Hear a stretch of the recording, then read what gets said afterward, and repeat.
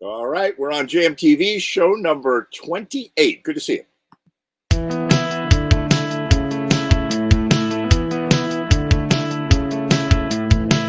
It's my time and I'm coming out to play. Get on that beat, I wanna misbehave.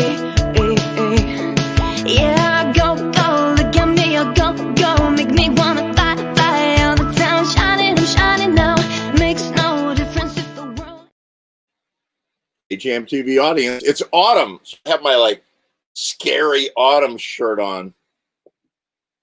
Autumn. Yeah, we had this cold snap, and now it's nice again. So let's get JMTV started. Show number 28. Here comes my good friend, the tequila-soaked Bill Dolman.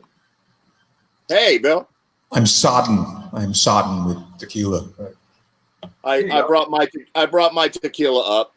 You know, that bottle is a great example of what I do with booze, which is if I love the cover, I read the book. You know, it's like, I'm telling you, it's a skeleton with a spear riding a rooster fighting like ghouls. So there's I ran out with my tequila last week. You know, 28 weeks. It's tough to keep this up. You know, 28 weeks is tough. So cheers. Here's to you. Here's to Guinea Pig Theater after 28 weeks, and my being able to keep a key looking good through the glass. Wow. All right, here we go. There you go. They could never drink on television back in the olden days. Is that true? Yeah. Like they couldn't, Lucy and Ricky couldn't be in the same bed. They had to have separate beds. Oh, like in a sitcom, but I have to believe that, you know, Johnny and the guys on the Tonight Show were, you know, if they had Dean Martin on, you know. That's right. Oh, wait a minute. No, but I don't think they were drinking on Tonight. I think network television. Dean used to go out, and you can see it on YouTube, and it may be bullshit because he played that so much. But Dean comes out, you know, he's got something that does not, you know, it ain't coffee. And, all right, I'm looking that up. Because I think you couldn't drink. I had this thing you know, there were these parochial censors sitting there. They were like, "No, you cannot be drinking on television." Naive young man. We're talking about the Rat Pack. They supersede any rules. You know, you got Frank. No. Yeah, I wonder if they did that on the Tonight Show. I know they did it in their Vegas shows and all that, and in movies and things like that. But network television. I'm going to go find out while you're playing. Okay, I'm going to do something a little different tonight. Okay. I'm actually going to do something that is like borderline thematic. I was sort of driving around for the past couple of days, and I was listening to a lot of James Taylor, and I know a lot of James Taylor, more or less. We'll judge tonight whether I actually do know it. But I just thought I would do nothing but James Taylor tonight. That's what I'm doing. And I have attempted, as is my wont, to keep the cuts rather deep rather than I sort of eliminated everything that anyone would know. Now, do you know that there is another James Taylor on Spotify that comes up first before James Taylor? He's in England. He's a jazz musician. Right. And I actually read an interview with James Taylor once where he actually said that, you know, when he was sort of more in his busking days, when he was just sort of getting the relationship with Apple and, you know, meeting Peter Asher and they're trying to figure out this whole thing, that, you know, he was playing like across the street from the other James Taylor. They were like sort of in the same neck of the woods. Yeah. It's really funny. All right, take it away. Do one for us. All right.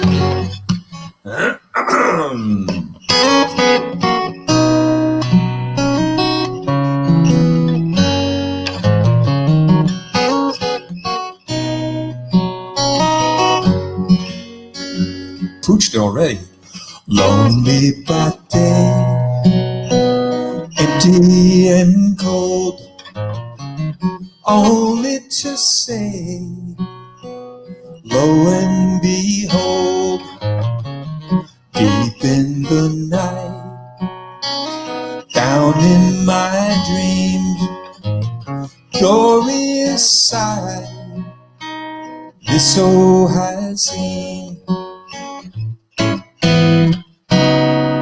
There's a well on the hill you just can't kill for Jesus. There's a well on the hill, let it be. temple where the Lord done laid his hands. There's a well on the hill, let it be. Everybody's talking about God's book story. Some shall sink and some shall rise. Everybody's talking about train to glory. Long, long time till it gets here to you, baby. There's a well on the hill you just can't kill for Jesus. There's a well on the hill, let it be. Don't build no heathen temples where the Lord done lay his hand. There's a well on the hill, let it be.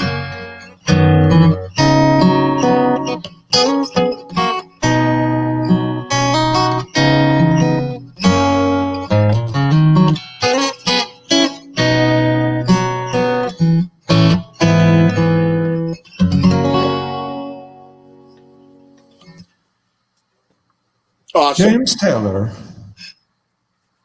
Can you hear Awesome. me? Yeah. Okay. Phenomenal. So I had a fun gig last night at Rory's. Tell me about that. And it was, the weather was so gorgeous. It was just like about perfect, and great crowd. Some people that the people, Guy Bashino, Catherine Rose.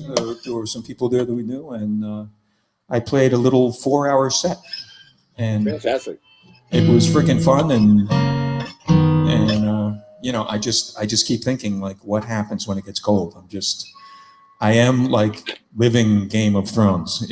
Winter is at some point coming. But, I got 2 gigs on Saturday, and one of them is one of those, Dave Rao is doing something like at the bottom of Main Street in Westport, starting at noon. I'm playing at noon, but there's a bunch of acts that are playing there, and the weather looks great for that. It looks like in the 70s. Right. I got a private party later that day, and the weather is great.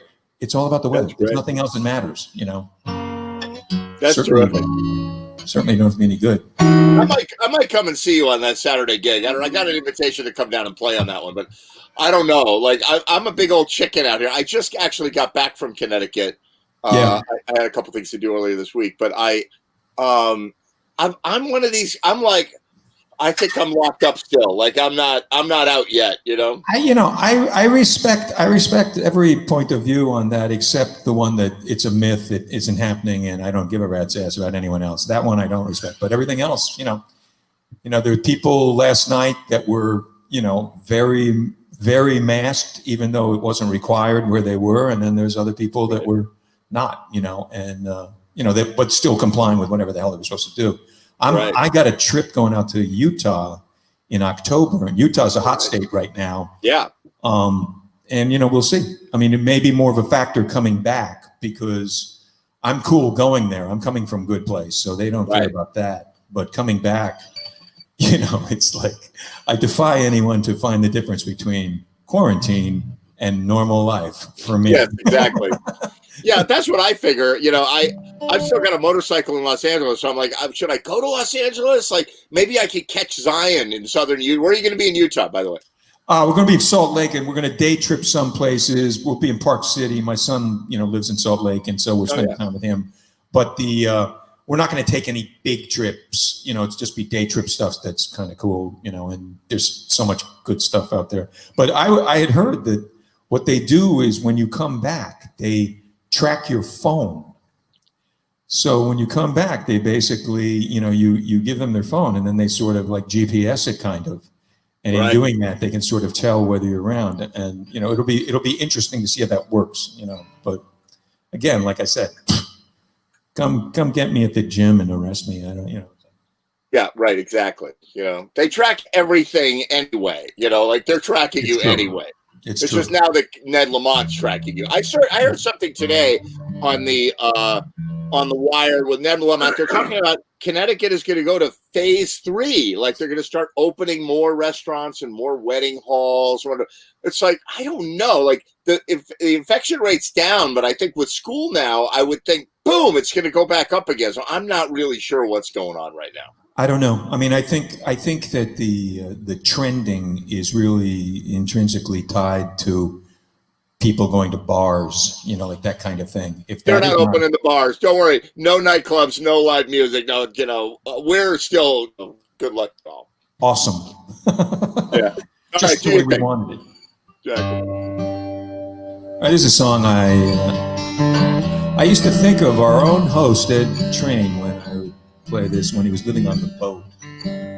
It's kind of like a fish out of water tale kind of. Now you country fools in your one-horse town, you can laugh at me.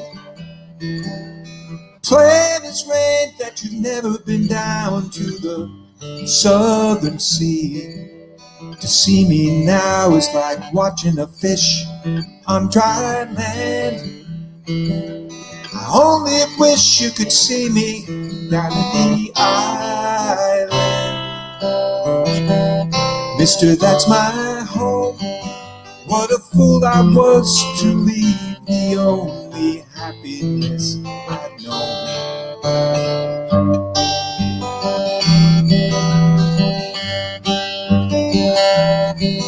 Will you see me coming? You wink your eye and call me Captain Jim. When I don't do nothing but walk on by, you say, baby, get a load of him.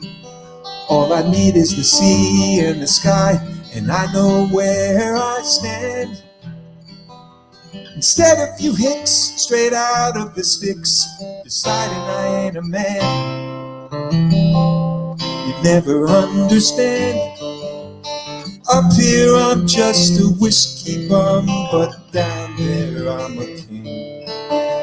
It sounds just like the angel up in heaven when they sing welcome home. Welcome home. Let me hear it. Such a sight to see. Instead of some Salvation Army sister singing nearer my God to thee.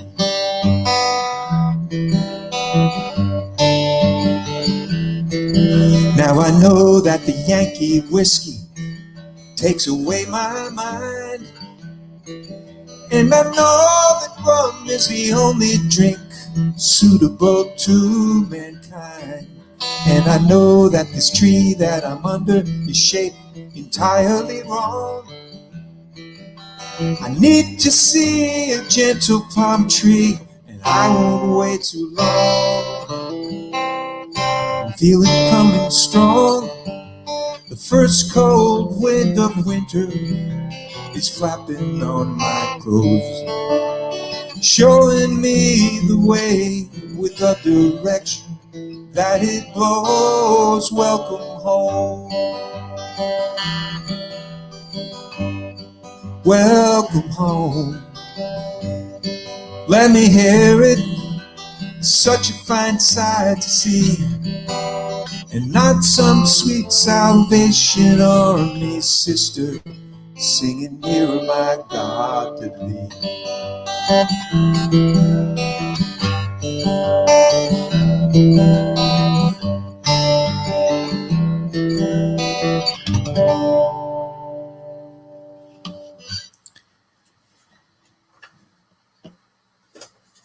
One thing about James Taylor is, you know, he's got a great pedigree being from North Carolina and Martha's Vineyard. You know, it gives him like a certain, you know, he can evoke the Southern thing and he can evoke the New England thing, and he kind of does both of those things. And I like James Taylor.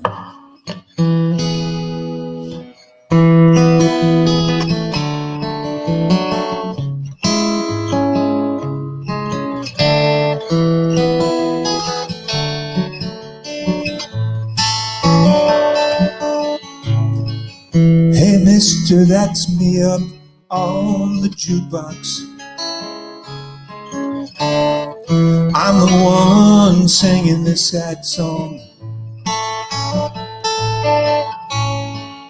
Will I cry every time that you're sipping one more dime?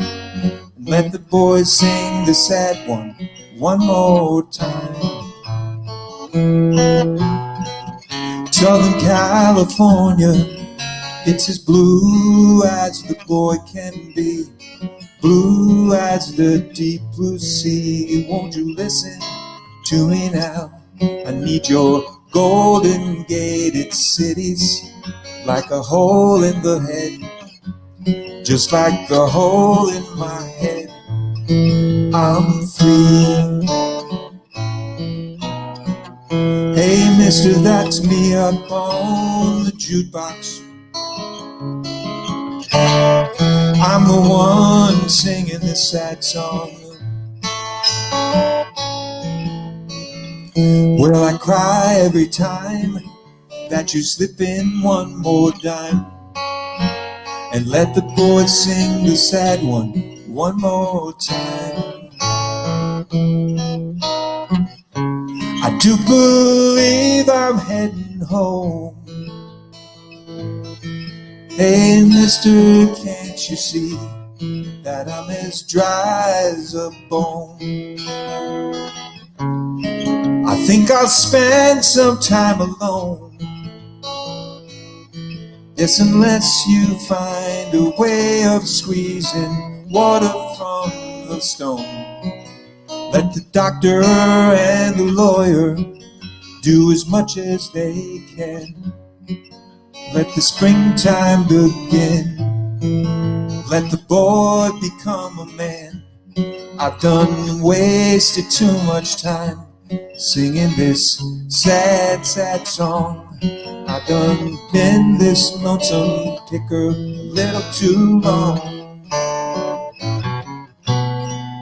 Hey mister, rock me up on the jukebox. I'm the one singing this sad song. And I cry every time that you slip in one more dime. And let the boys sing the sad one more time.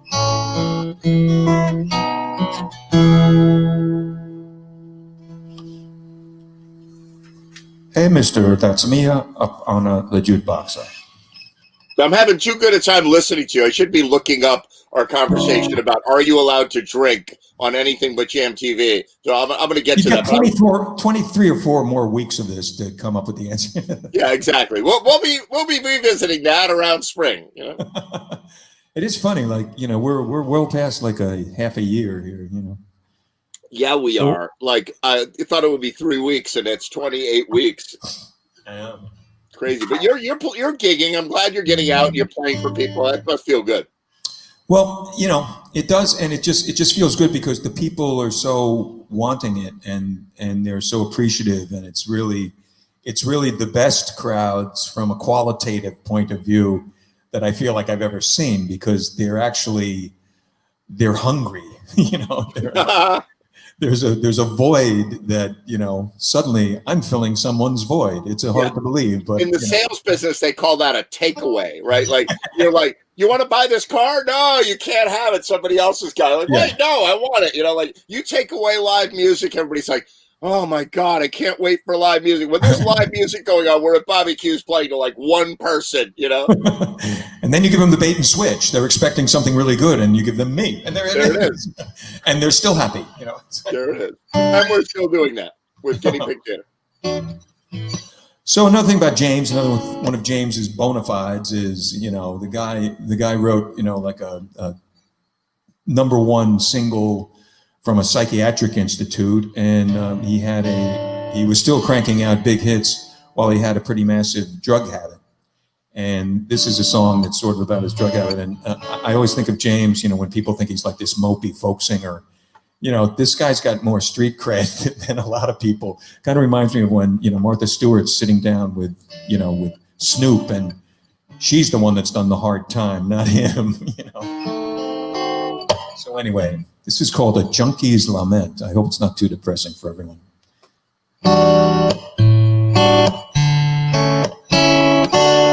Ricky's been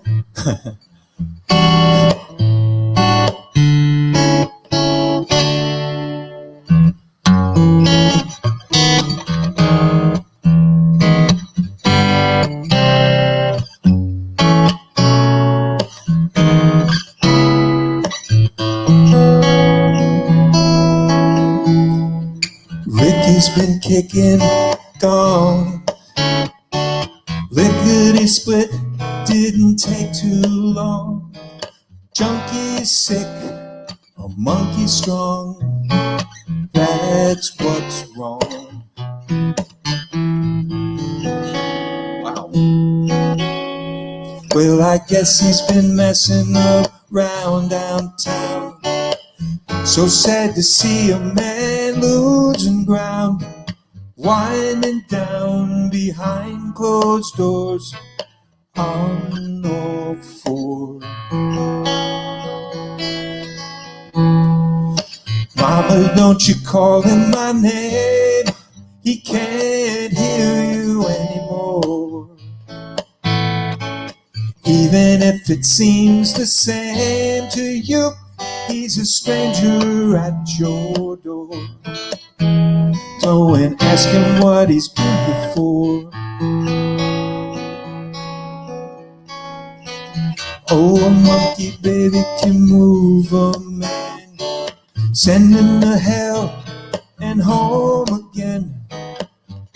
Empty hand in the afternoon, shooting for the moon.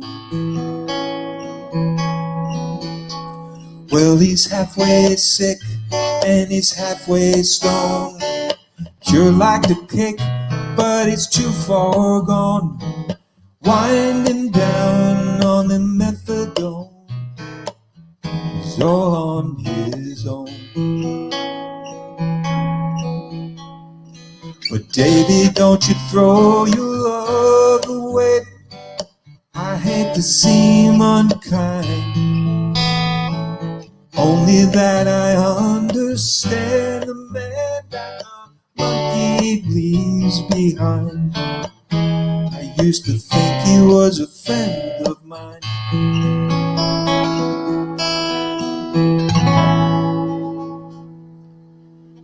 A little pooching on that. Maybe that's appropriate. I don't know. That's phenomenal. It's a So we fun got song. a full studio. We got a lot of people on deck for you. All right. Well, you know, you tell me. Do I have one more? Is there one We more? got or no? Johnny. You can do a quickie. Do a quickie. Look, we got Who's Danielle. doing the games? I got nothing but quickies. We got Joe Mayo. Like they're all hanging out. All right. Somebody's Okay. got the radio turned up. Quickie. All right, Bill Norman. Yeah, do one more And let's quick one. And we're going to bring John Ledbetter on, and then Bill Norman, and then Danielle.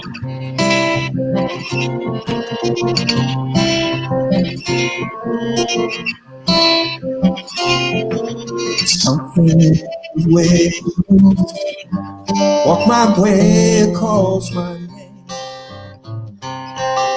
Seems to leave this troubled world behind. And if I'm feeling down and blue, troubled by some foolish game, she always makes me change my mind. I feel fine anytime she's around me. She's around me now, almost all the time. And if I'm well, you can tell she's been with me now. She's been with me now for a long, long time, and I feel fine.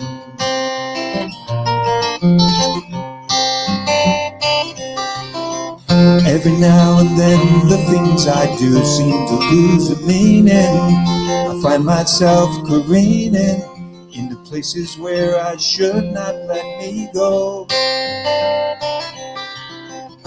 She's got the power to go where no one else can find me, and silently remind me all the happiness and good times that I know. Got to know them. It isn't what she's got to say, or how she thinks, or where she's been. Neither words are nice the way they sound. I like to hear them best that way. It doesn't matter what they mean. She says them mostly just to calm me down. And I feel fine anytime she's around me now. She's around me now, almost all the time. And if I'm well, you can tell she's been with me now. She's been with me now for a long, long time. And I feel fine.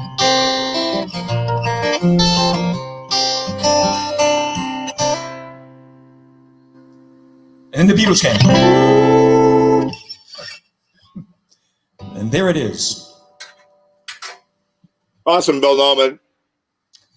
Thank you, Ed. Good to see you live. You know, last week I've got like Bill Noman in the can on the shelf because last week we recorded you beforehand, but we had so much fun. We recorded like 45 minutes of stuff, and by the time I got a half an hour into it, I'm like, oh my God, there are like people here. I got to play. So I saw I have all kinds of Bill Noman banter and stuff stored away for a future date. We may have to do a little sleight of hand for next week because I think I'm going up to Vermont and I'm not sure which day I'm going, but it might be Wednesday. If I'm going Wednesday, Okay.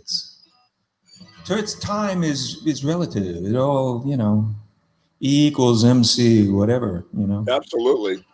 Joe Mayo. He's muted. Where in Vermont, He's- Bill? Manchester. I've never Guess been what, there. Bill? I just happen to be from Manchester. That's a small world. There you go. My daughter's boyfriend's family has a home there, and they're up there working from home, which is Well, that's awesome. great. Yeah, I grew up in And I Dorset, haven't been England. up there, but I hear it's nice, and I'm going to go visit them. So Beautiful. That Great. sounds great. All right, And Bill you're from Noman. Manchester. That's a bit of a coincidence, isn't it? Yeah, small Is world. that Vermont or New Hampshire? Vermont. I've been to Manchester, New Hampshire, but I've never Yeah. been to Manchester, Vermont. And it's not so far. It's not like deep into Vermont, right? I mean, Nope, southwestern Vermont. yeah. So Small world. yeah, and there it is. Very cool. All right, Bill Noman. I'll see you later. Great. Good stuff. Thanks for all the Hasta James. mañana. Bye. All right. See you. Awesome, Bill. Break a leg, boys. Hey, so good to see you, Jeff. Likewise. Boys, I from faked going to you out. I was Manchester, like, Vermont. Small world. Yeah, I want to come up to Vermont. So you have your foliage. Well, wait, no, you're not there. You're not in Vermont. You're in No, I'm in Massachusetts. so- Massachusetts. Foliage is How's just your- starting here. About the first week of October is the peak in southern Vermont. Right. Yeah, I got to get in the car and go up there. That'd be a good one. Yeah, it's beautiful. It's great just for a drive, It's just starting around here, and it's funny. I have never been to the Catskills either. You ever go to the Catskills? I haven't. I've been to Lake Placid and Albany, but not the Catskills. Yeah, and I'm directly south of the Catskills. In fact, if I'm on my favorite mountaintops around my neighborhood, the Catskills are right there. Like I can see them, but I've never been. So this year I vowed to at least get on my motorcycle or something and take a ride up to the Catskills. And Hey, sure. yeah, fall foliage. I got my scary Halloweeny fall shirt on today. It matches your tequila bottle. Exactly. Yeah, exactly. It matches my tequila bottle. It sure does. And I don't normally drink tequila, but Bill Noman likes to drink tequila, so I There you go. indulged him. So good. What are you going to do for us? Well, I was going to do a little James Taylor, but since he stole my thunder, I think I'll flip over a little Neil Young, maybe. All right. Does that work? Yeah, sounds good. And I have this weird new mic. I've never used it. I don't know if it's any better. We'll see. All right, we're going to find out. I'll tell you. I'll be honest with you. Well, I'm sure it'll be average vocals, but nothing I can do about that. All I ever say about anybody is, it's great, it's super, really good. And then I'm like, That's oh my right. God, no, it's terrible. I will No, I'm just completely take your feedback as honest, whether it is or not. and feedback is the correct term with your new microphone. No, just kidding.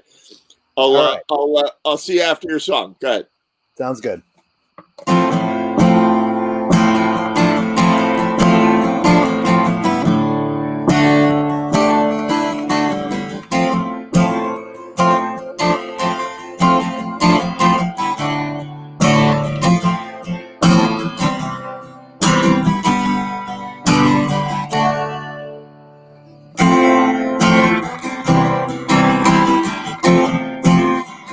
Old man, look at my life. I'm a lot like you were.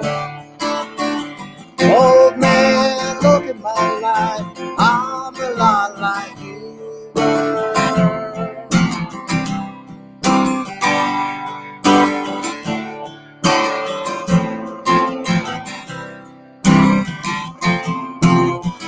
Old man, look at my life.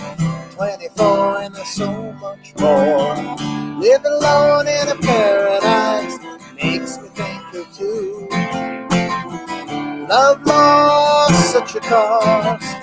Give me things that don't get lost. Like a coin that won't get tossed. Rolling on to you.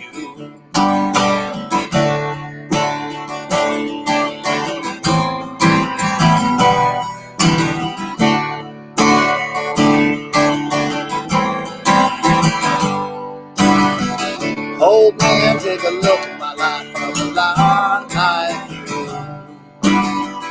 I need someone to love me the whole day through. Hold on, look at my eyes, tell that through.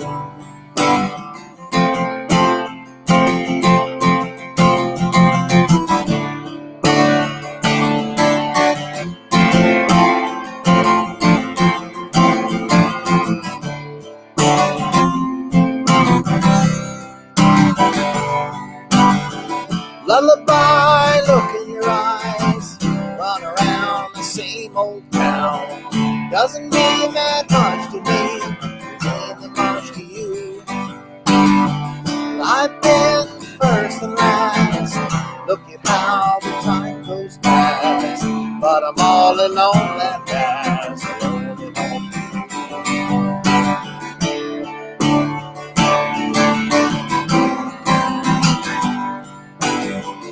Old man, look at my life. I'm a lot like you were. Old man, look at my life. I'm a lot like you were.